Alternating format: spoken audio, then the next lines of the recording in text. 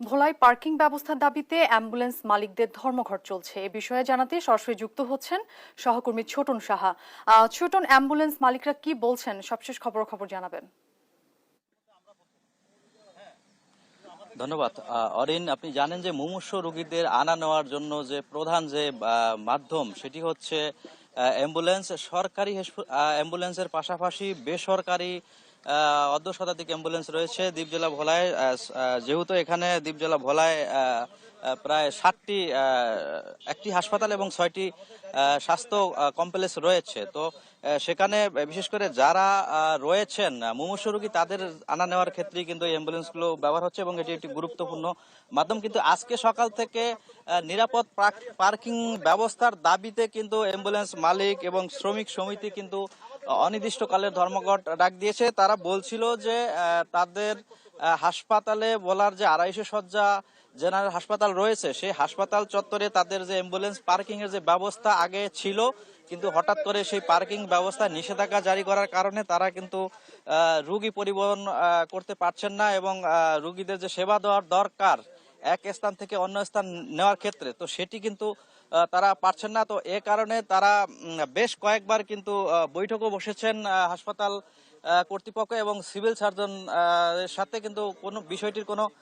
সমাধান হয়নি, যে কারণে তারা আজকে কিন্তু ধর্মঘটের ডাক দিতে বাধ্য হয়েছেন। তো আমরা অ্যাম্বুলেন্স মালিক সমিতির সভাপতির সাথে একটু কথা বলবো, তার কাছে জানতে চাইবো আজকে কেন আপনারা ধর্মঘটের ডাক দিলেন। রোগীরা তো ভোগান্তিতে পড়েছে, সেই বিষয়টি বিবেচনা করার পরও ধর্মঘট কেন আজকে ডাক দেওয়া হলো? আসলে বিষয়টা হচ্ছে আমরাও চাই মানুষকে সেবা করার জন্য, আর অ্যাম্বুলেন্সটা হচ্ছে মুমূর্ষু রোগী। মানুষ যখন একটা মুমূর্ষু অবস্থায় পড়ে সর্বপ্রথম কিন্তু অ্যাম্বুলেন্সকে স্মরণ করে। তো আমরা চাইনি, এটা অনাকাঙ্ক্ষিত ভাবে আমাদের ধর্মঘটের ডাক দেওয়া। তো আমাদের হচ্ছে হাসপাতালের যে হসপিটালের সাথে আমরা জড়িত ওতপ্রোতভাবে, হসপিটালের ওখানে আমাদের গাড়ির পার্কিং এর ব্যবস্থা করার প্রয়োজন ছিল।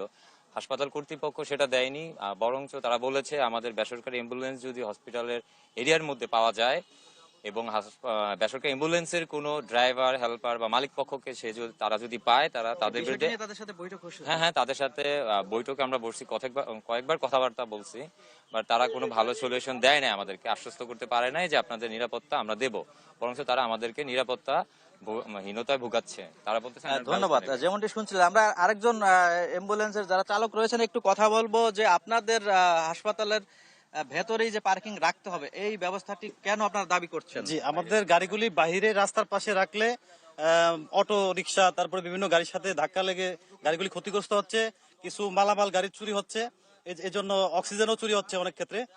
এতে আমরা অনেক ক্ষতিগ্রস্ত। ভিতরে হাসপাতালের ভিতরে দীর্ঘ 15 বছর গাড়ি রাখতে পারছে, এখন কেন পারবো না? আর জায়গা আছে, এখনো সেই পার্কিং এর ব্যবস্থা আছে। আমাদের দাবি হলো যে আমাদের গাড়িগুলো যাতে ভিতরে রাখতে দেয়।